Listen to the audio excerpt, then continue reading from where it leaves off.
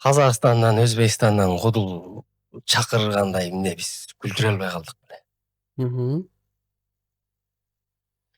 Бизге буга чейин биздигилер Казакстан менен Өзбекстандан кудулдарды толтура чакырган. Бишкекке. Боордош элдер бирдей күлөт деп дагы жазашкан. Алар келишкен, кыргыздын сыйын көрүшкөн, акчасын алышкан, концертин коюшкан, кетишкен. Бирок кыргыздарды бир да жолу кел деп чакырып коюшкан жок да. Анан жөн эле сагалай бергендин эмне кереги бар? Неден улам бул сөз чыкты? Сый менен эле калган жакшы. Себеби мен көрдүм да. Мисалы үчүн Казакстанга көп эле барабыз.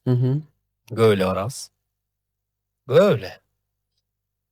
Барганда деле мындай жолугуп калсаң, таанып турса да таанымаксан боло беришет. Бул ясно эле көрүнүш себеби. Бул эме экен, ушундай экен.